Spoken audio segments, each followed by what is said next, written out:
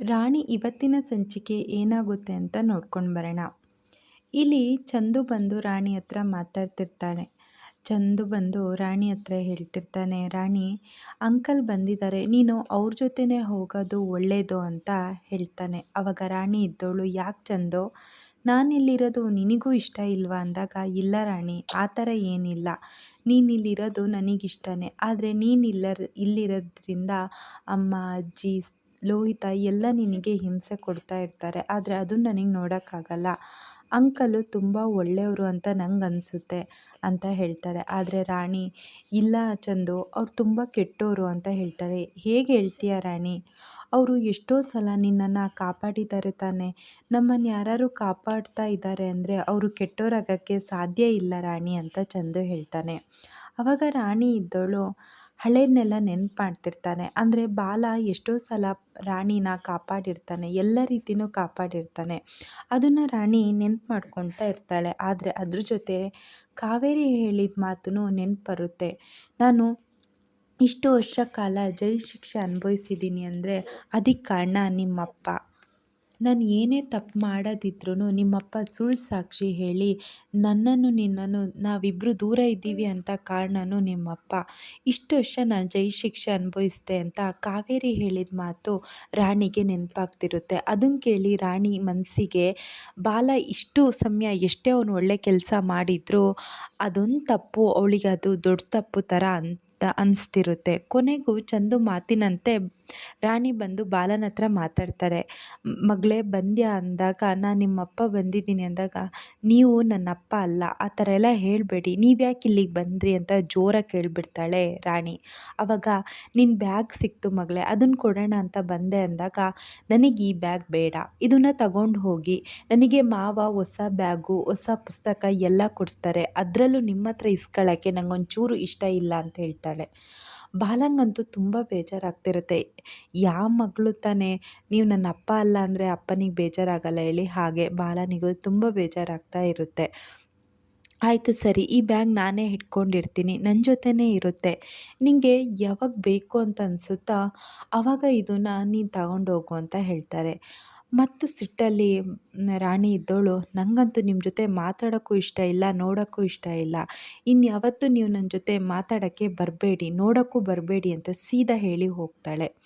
ಅಷ್ಟೊತ್ತಿಗೆ ಸತ್ಯ ಇದ್ದವನು, ಒಳ್ಳೆ ಕೆಲಸ ಮಾಡಿದೆ, ನಾನು ಎಷ್ಟು ಸಲ ಹೇಳಿದರೂ ಅವನಿಗೆ ಅರ್ಥನೇ ಆಗ್ತಿರಲಿಲ್ಲ, ರಾಣಿ ನೀನು ಹೇಳ್ದೆಲ್ಲ ಆಗಾರು ಅರ್ಥ ಮಾಡ್ಕೊಳ್ತಾಣ, ನೋಡೋಣ ಅಂತ ಸತ್ಯ ಹೇಳ್ತಾನೆ.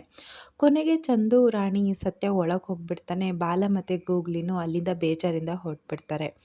ಇಲ್ಲೊಂದು ಕಡೆ ಸರಳ, ಪುಟ್ಟಕ್ಕ, ಲೋಹಿತ ಒಂದು ಪ್ಲ್ಯಾನ್ ಮಾಡಿರ್ತಾರೆ. ಏನು ಅಂದರೆ ರಾಣಿಗೆ ಹೇಗೆ ಆ ಮನೆಯಿಂದ ಬಿಟ್ಟು ಓಡಿಸ್ಬೇಕು ಅಂದ್ರೂ ಓಡ್ಸೋಕ್ಕಾಗ್ತಾ ಇರಲ್ಲ. ಹಾಗಾಗಿ ಭೂತದ ವೇಷ ಹಾಕಿ ಅದರಿಂದ ಅಂದರೆ ರಾಣಿ ಹೆದರ್ಕೊಂಡಾರು ಆ ಮನೆ ಬಿಟ್ಟು ಹೋಗ್ತಾಳೆ ಅಂತ ಅಂದ್ಕೊಂಡಿರ್ತಾರೆ. ರಾಣಿ ಯಾವಾಗಲೂ ಹೊರಗೇ ಮಲ್ಗೋದು, ಹಾಗೆ ಹೊರಗೆ ಮಲಗಿರ್ತಾಳೆ.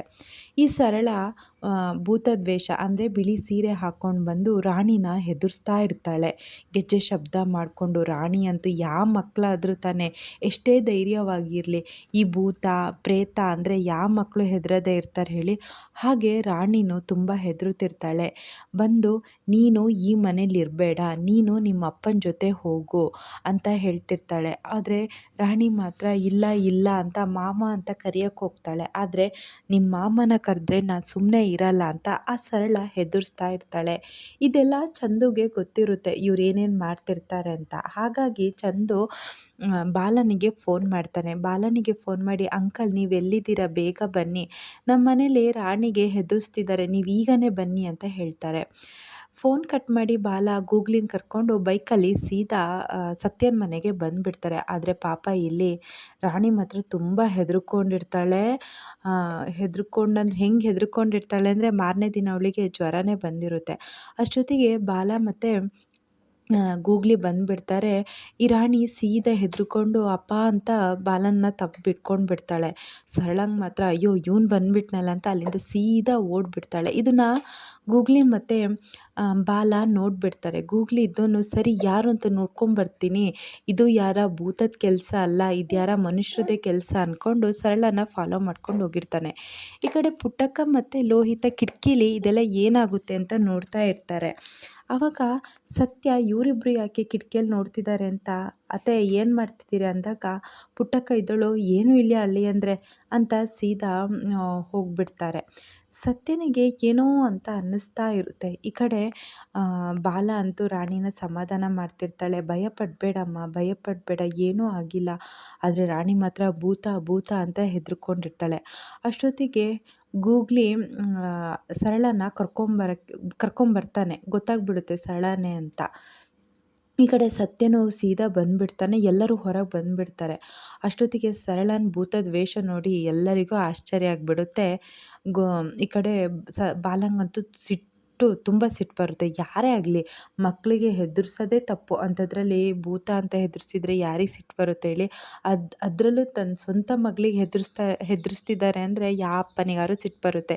ಏನ್ರಿ ಸರಳವ್ರೆ, ಅಷ್ಟು ಚಿಕ್ಕ ಮಗುಗೆ ಭೂತ ಅಂತ ಹೆದರ್ಸ್ತಿದ್ದೀರಲ್ಲ, ನಿಮಗೆ ಏನು ಅನ್ನಿಸ್ತಿಲ್ವಾ ಅಂತ ಕೇಳ್ತಾರೆ. ಆವಾಗ ಸರಳಂಗಂತೂ ಏನು ಅನ್ಸೋದು, ಅವಳನ್ನ ಹೇಗಾರು ಮಾಡಿ ಈ ಮನೆಯಿಂದ ಕಳಿಸ್ಬೇಕು ಅಂದರೆ ಅವಳಂತೂ ಹೋಗ್ತಾನೇ ಇಲ್ಲ ಅಂತ ಹೇಳ್ತಾಳೆ. ಆವಾಗ ಸತ್ಯನ ನೋಡಿ ಬಾಲಂಗೆ ಸಿಟ್ಟು ಬರುತ್ತೆ. ನೋಡು ಸತ್ಯ, ಈ ಮನೆಯಲ್ಲಿ ನನ್ನ ಮಗಳಿಗೆ ಒಂದು ಸೇಫ್ಟಿನೇ ಇಲ್ಲ, ಅವಳನ್ನ ಹೇಗಾರು ಮಾಡಿ ಕಳಿಸ್ಬೇಕು ಅಂತಲೇ ಎಲ್ಲರೂ ನೋಡ್ತಿದ್ದಾರೆ.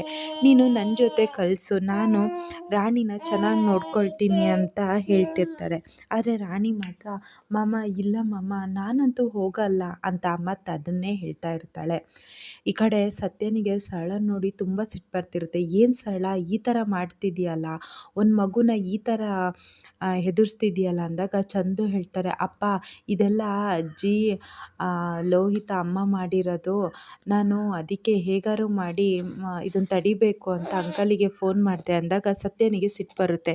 ನೀನು ಹಂಗಾರು ಹೇಳೋದಲ್ಲ ಅಂದೆ, ನಿಮಗೆ ಹೇಳಿದರೆ ಏನು ಮಾಡೋದಪ್ಪ, ಪಾಪ ರಾಣಿ ಈ ಮನೇಲಿ ಇದೇ ಥರ ನೋವನ್ನ ಅನುಭವಿಸ್ತಿದ್ದಾಳೆ ಅಪ್ಪ ಅಂತ ಹೇಳ್ತಾರೆ. ಅದನ್ನು ಕೇಳಿ ಅಂತೂ ಬಾಲಂಗೆ ಇನ್ನೂ ಬೇಜಾರಾಗುತ್ತೆ. ನೋಡು ಸತ್ಯ, ಈ ಮನೇಲಿ ಸೇಫ್ಟಿ ಅನ್ನೋದೇ ಇಲ್ಲ, ನನ್ನ ಮಗಳನ್ನ ಕಳಿಸು ಅಂತ ಹೇಳ್ತಾರೆ. ಸತ್ಯಂಗಂತೂ ಬಾಲನ ಜೊತೆ ಕಳ್ಸೋಕ್ಕೆ ಇಷ್ಟ ಇರಲ್ಲ. ನೋಡು, ಇನ್ನು ನೀನು ಈ ಮನೆ ಹತ್ರ ಆಗಲಿ, ಈ ಮನೆ ಹತ್ರ ಬರೋದಾಗಲಿ, ರಾಣಿಗೆ ಸಹಾಯ ಮಾಡೋಕ್ಕಾಗಲಿ ಆ ಥರ ಎಲ್ಲ ಮಾಡೋಕ್ಕೆ ಬರಬೇಡ, ಸೀದಾ ಇಲ್ಲಿಂದ ಹೋಗ್ಬಿಡು, ಒಂದು ಕ್ಷಣ ಇಲ್ಲಿರಬೇಡ. ನೀನೇನಾದ್ರು ಇನ್ನು ಈ ಮನೆ ಸುತ್ತ ಕಂಡುಬಿಟ್ರೆ ನಾನು ಊರು ಜನನ ಸೇರಿಸಿ ನಿನಗೇನು ಮಾಡ್ತೀನೋ ಗೊತ್ತಿಲ್ಲ ಅಂತ ಹೇಳ್ತಾರೆ. ಮತ್ತೆ ಬೇಜಾರಲ್ಲಿ ಬಾಲ ಮತ್ತು ಗೂಗ್ಲಿ ಅಲ್ಲಿಂದ ಹೊರಟ್ಬಿಡ್ತಾರೆ. ಈ ಕಡೆ ಸರಳನ್ ನೋಡಿ ಸತ್ಯನಿಗೆ ತುಂಬ ಸಿಟ್ಟು ಬರ್ತಿರುತ್ತೆ. ಸೀದಾ ಅಲ್ಲಿಂದ ಹೋಗಿ ರಾಣಿನ ಕರ್ಕೊಂಡು ಹೋಗ್ಬಿಡ್ತಾನೆ. ಆವಾಗ ಚಂದನ್ ನೋಡಿ ಬಾಲನ್ ಇವಳು ಸರಳಂಗೆ ಸಿಟ್ಟು ಬರುತ್ತೆ. ನೀನಾ ಇದೆಲ್ಲ ಮಾಡಿದ್ದು, ನಾನು ಹೇಗಾರು ಮಾಡಿ ಅವಳನ್ನ ಕಳಿಸ್ಬೇಕು ಅಂತಿದ್ದೆ, ಅಷ್ಟು ಪಕ್ಕ ಫೋನ್ ಮಾಡಿ ಹೇಳಿಬಿಟ್ಟಿದ್ದೀಯಲ್ಲ, ಸೇಮ್ ನಿಮ್ಮಪ್ಪನ ಥರನೇ ಬುದ್ಧಿ ಅಂತ ಹೇಳ್ತಾರೆ. ಏನಮ್ಮ ಮಾಡೋದು, ಈ ಥರ ಮಾಡಿ ಯಾರು ನಾವು ರಾಣಿನ ಹೊರಗೆ ಕಳಿಸ್ಬೇಕು ಅಂತ ಅಂದ್ಕೊಂಡಿದ್ವು, ಆದರೆ ಇದೂ ಆಗಲಿಲ್ಲಲ್ಲ ಅಮ್ಮ ಅಂದಾಗ ಪುಟ್ಟಕ್ಕ ಇದ್ದವಳು, ಅಯ್ಯೋ ಈ ಪ್ಲ್ಯಾನ್ ಹೋದರೆ ಏನೇ, ನನ್ನ ಹತ್ರ 1000 ಪ್ಲ್ಯಾನ್ ಇದೆ, ಯಾವ್ದಾದ್ರು ಒಂದು ಸರಿಯಾಗುತ್ತೆ ಅಂತ ಹೇಳ್ತಾರೆ. ಅಮ್ಮ ತಾಯಿ ಸಾಕು, ನಿನ್ನ ಪ್ಲ್ಯಾನು ಬೇಡ ಏನೂ ಬೇಡ ಅಂತ ಹೇಳ್ತಾರೆ. ಅಷ್ಟೊತ್ತಿಗೆ ಸತ್ಯ ಬಂದವನು, ನೋಡು ಇಷ್ಟು ದಿನ ರಾಣಿ ಹೊರಗೆ ಮಲ್ಕೊಂಡಿದ್ಲು, ಆದರೆ ಇನ್ನು ಅವಳು ನನ್ನ ಜೊತೆನೇ ಮಲಗ್ತಾಳೆ ಅಂತ ಹೇಳಿ ಹೋಗ್ತಾರೆ. ಅಲ್ಲ ಅಮ್ಮ, ನೋಡು ನಿನ್ನ ಪ್ಲ್ಯಾನ್ ಕಟ್ಕೊಂಡು ನನ್ನ ಗಂಡ ಈಗ ದೂರನೇ ಆಗ್ತಾ ಇದ್ದೀವಿ ಅಂತ ಹೇಳ್ತಾರೆ. ಆಮೇಲೆ ಸತ್ಯ ಇನ್ನೊಂದು ಹೇಳ್ತಾನೆ, ನೋಡಿ ಯಾರಾದರೂ ರಾಣಿನೇನಾದ್ರು ಇನ್ನು ಮುಂದೆ ಮನೆಯಿಂದ ಹೊರಗೆ ಕಳಿಸ್ಬೇಕು ಅಂತ ನೋಡಿದ್ರೆ ನಾನು ಈ ಮನೆಯಿಂದ ಹೋಗಿಬಿಡ್ತೀನಿ ಅಂತ ಹೇಳ್ಬಿಡ್ತಾನೆ. ಇದನ್ನು ಕೇಳಿ ಸರಳಂಗೆ ಮತ್ತೆ ಗಾಬರಿ ಆಗಿಬಿಡುತ್ತೆ. ಮಾರನೇ ದಿನ ಪಾಪ ರಾಣಿಗೆ ಜ್ವರನೇ ಬಂದುಬಿಡುತ್ತೆ. ಅಂದರೆ ಸರಳ ಆ ಥರ ಹೆದರ್ಸಿರ್ತಾಳಲ್ಲ, ಅವಳಿಗೆ ಜ್ವರ ಬಂದುಬಿಡುತ್ತೆ. ಆದರೂ ಸರಳ, ಏನೇ ನಾನೊಂದು ಹೆದರ್ಸಿದ್ದಕ್ಕೆ ಈ ಥರ ಜ್ವರ ಬಂದುಬಿಟ್ಟಿದೆಯಲ್ಲ, ಈ ಮಾತ್ರೆ ತಿನ್ನು, ಇನ್ನು ನಿನ್ನನ್ನು ಚಾಕರಿ ಮಾಡೋದು ಯಾರು ಹೇಳು, ನಾನೇ ಆಗುತ್ತೆ ಅಂತ ಹೇಳ್ತಾರೆ. ಅಷ್ಟೊತ್ತಿಗೆ ಸತ್ಯ ಬಂದು, ಏನೇ ಮಾಡ್ತಿದ್ಯಾ ನೀನು, ಇವಳನ್ನ ನೋಡ್ಕೊಳ್ಳೋದು ಏನೂ ಬೇಡ, ರಾಣಿ ನೀನು ಇವತ್ತು ರೆಸ್ಟ್ ಮಾಡು, ನಾನು ಹೇಳ್ತೀನಿ ಟೀಚರಿಗೆ, ನೀನು ಇವತ್ತೊಂದು ದಿನ ಇಲ್ಲೇ ರೆಸ್ಟ್ ಮಾಡು, ನಾನು ನಿನ್ನ ಜೊತೆ ಇಲ್ಲೇ ಇರ್ತೀನಿ ಅಂದಾಗ ಸರಳ ಇದ್ದವಳು, ಏನ್ರಿ ನೋಡ್ಕೊಳ್ಳೋಕ್ಕೆ ನಾನು ಇಲ್ವಾ ಹೇಳಿ ನೋಡೋಣ, ನಾನು ಕೆಟ್ಟೋಳು ಇರ್ಬೋದು ಆದರೆ ಕ್ರೂರಿ ಅಲ್ಲ, ಅವಳನ್ನ ನಾನು ಚೆನ್ನಾಗಿ ನೋಡ್ಕೊಳ್ತೀನಿ ಅಂತ ಹೇಳ್ತಾರೆ. ಆದರೆ ನನಗೆ ನಂಬಿಕೆ ಇಲ್ಲ, ನನಗೆ ಅವಳನ್ನೇನಾದ್ರು ಇಲ್ಲಿ ಬಿಟ್ಟು ಹೋದರೆ, ಅಂಗಡಿಗೆ ಹೋದ್ರೂ ನೆಮ್ಮದಿ ಅನ್ನೋದೇ ಇರಲ್ಲ ಅಂತ ಹೇಳ್ತಾ ಇರ್ತಾರೆ. ಅಷ್ಟೊತ್ತಿಗೆ ಲೋಹಿತ ಮತ್ತು ಚಂದು ಬಂದುಬಿಡ್ತಾರೆ. ಲೋಹಿತ ಬಂದವಳು ಇನ್ನೂ ನಿಮ್ಮಿಬ್ರದ್ದು ಗಲಾಟೆ ನಿಲ್ಲಿಲ್ವಾ ಅಂತ ಕೇಳ್ತಾರೆ. ಅಷ್ಟೊತ್ತಿಗೆ ಸತ್ಯ ಇದ್ದವನು ಸುಮ್ಮನೆ ಸೀದಾ ಸ್ಕೂಲಿಗೆ ಹೊರಟು ಇನ್ನೂ ಇಲ್ಲೇನು ಮಾಡ್ತಿದ್ದೀರಾ ಅಂತ ಜೋರು ಮಾಡಿ ಕೇಳ್ತಾನೆ. ಅಷ್ಟೊತ್ತಿಗೆ ಚಂದು ಒಂದು ಬುಕ್ನ ರಾಣಿಗೆ ಕೊಡ್ತಾನೆ.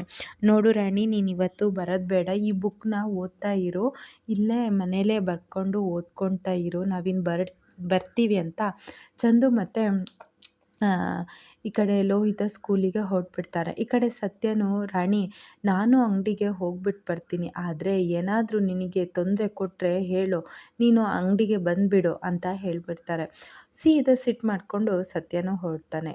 ಅಷ್ಟೊತ್ತಿಗೆ ಪುಟ್ಟಕ್ಕನೂ ಬರ್ತಾಳೆ. ನೋಡಮ್ಮ, ಇವರು ನನ್ನ ಜೊತೆನೂ ಸಿಟ್ಟು ಮಾಡ್ಕೊಂಬಿಟ್ರು ಅಂತ. ಅದ್ರ ಜೊತೆ ಈ ಕಡೆ ಸತ್ಯ ಇದ್ದವನು ಅದೇ ಸರಳಂದು ಒಡವೆ ಇರುತ್ತಲ್ಲ ಅದನ್ನು ಮಾರಿಬಿಟ್ಟಿರೋ ವಿಚಾರ ಹೇಳಿಬಿಡ್ತಾನೆ. ಇದಕ್ಕಿಂತ ಮುಂಚೆ ಅವನು ಹೋಗೋದಕ್ಕಿಂತ ಮುಂಚೆ, ನೋಡು ಸರಳ, ನಿನಗೆ ನಾನು ಹೊಸ ಚೈನ್ನ ಕೊಡಿಸ್ತೀನಿ, ಆ ಚೈನು ಕಷ್ಟ ಅಂತ ನಾನು ಮಾರಿಬಿಟ್ಟೆ. ಅದು ಅಲ್ಲದೆ ಈಗ ಇವ್ರ ಅಮ್ಮನೂ ಬಿಡಿಸ್ಬೇಕು, ಹೊಸ ಲಾಯರ್ನ ನೋಡಬೇಕು, ಆ ಖರ್ಚು ಇದು ಎಲ್ಲ ಆಗಿಬಿಡುತ್ತೆ.